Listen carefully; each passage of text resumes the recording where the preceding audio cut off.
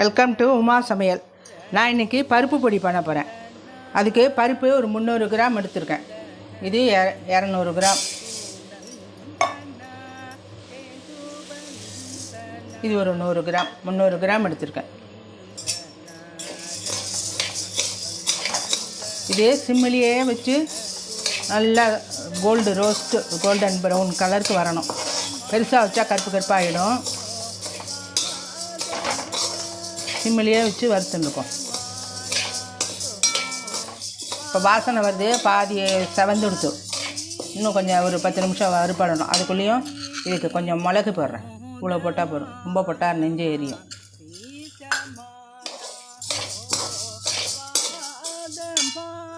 இதுக்கு தேவையான மிளகா வச்சுருக்கேன். 3 அழாக்கு இருக்குது. அதாவது 1.5 டம்ளர். ஒரு டம்ளருக்கு 5 மிளகா தான் வச்சுருக்கேன். 15 மிளகா மிளகு வேறு இருக்குது. அதுக்கு தேவையான உப்பு, கொஞ்சமாக ஜீரகம். எல்லோரும் கடலைப்பருப்பு, பைத்தம்பருப்பு, உடச்சக்கடலை, பொட்டுக்கடலை எல்லாம் போடுவா. நான் வெறும் துவரம்பருப்பு. இது ரொம்ப நல்லா வாசனையாக இருக்கும்.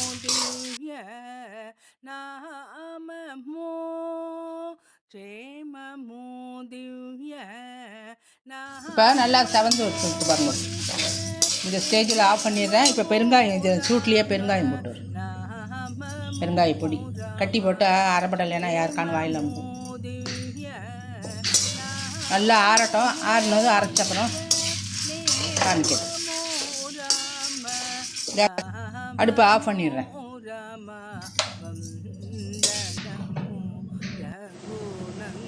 இது நல்லா ஆறிடுச்சு. முதல்ல மிளகாயெல்லாம் அடியில் போட்டுக்கிறேன்.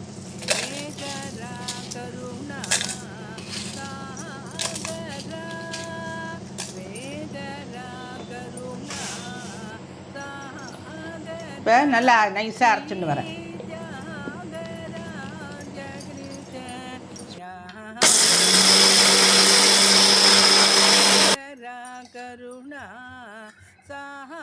இன்னும் கொஞ்சம் அரைக்கிறேன்.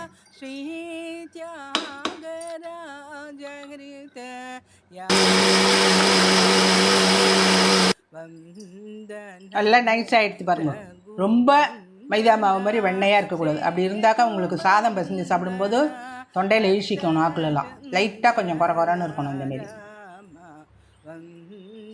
இது சுடுற சாத்தில் நெய் ஊற்றி சாப்பிட்டா அவ்வளோ சூப்பராக இருக்கும். சாதம் பசஞ்சு காமிக்கிறேன்.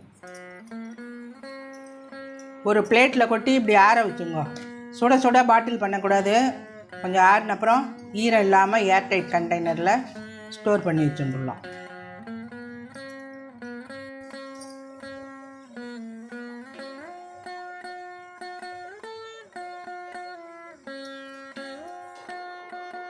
இப்போ சாதம் உதிர ஆற வச்சுருக்கேன்.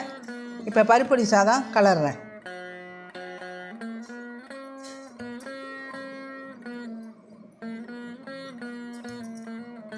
பருப்பொடி போட்டிருக்கேன். நெய் போடுறேன்.